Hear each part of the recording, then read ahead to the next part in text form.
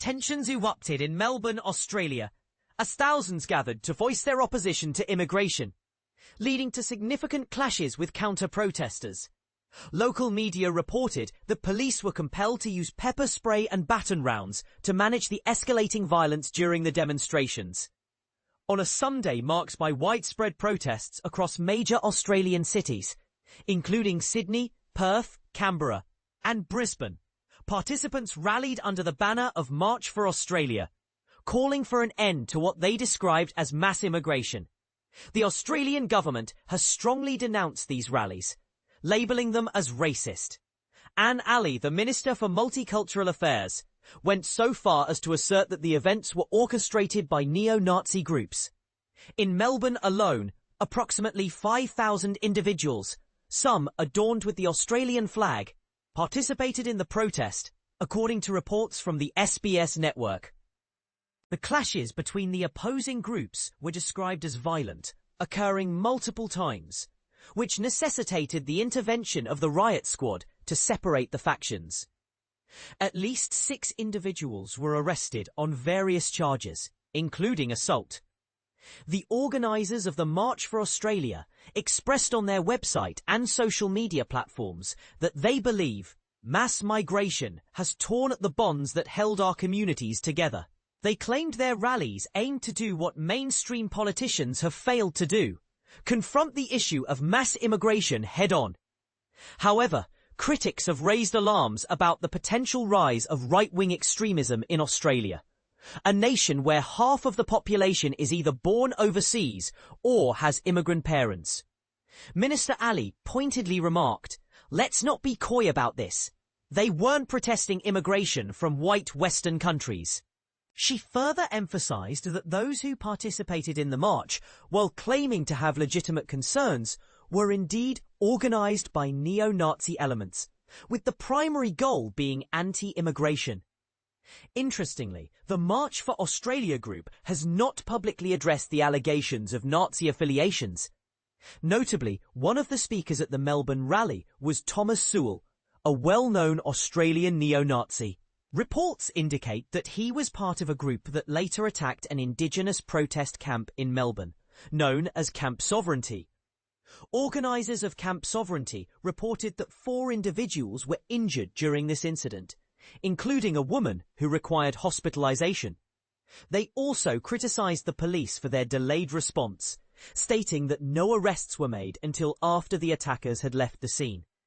In Sydney, police estimates suggest that between 5,000 and 8,000 people participated in the anti-immigration protest, while a counter-rally was organised by the Refugee Action Coalition, a community activist group. One protester, Glenn Olchin, expressed his desire for a slowdown in immigration, citing concerns about the strain on housing, healthcare and infrastructure.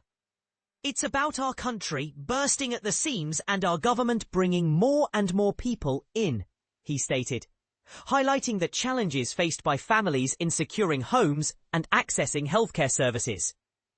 Counter-protesters in Sydney held signs emphasising that, aside from Indigenous Australians, the majority of the population is made up of immigrants. A spokesperson for the Refugee Action Coalition remarked, "Our event shows the depth of disgust and anger about the far-right agenda of March for Australia." In the capital, Canberra, far-right Senator Pauline Hanson joined a few hundred protesters, while Bob Katter, leader of a small populist party, was present at a March for Australia rally in Queensland. Katter had previously confronted a reporter who mentioned his Lebanese heritage, expressing irritation at the implication during a news conference about his participation in the rally.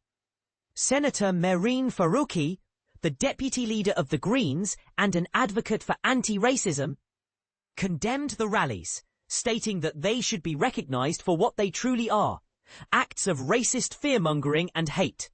She also criticised the Labour government for its perceived racist dog-whistling regarding migrants and refugees, urging a focus on implementing the National Anti-Racism Framework instead.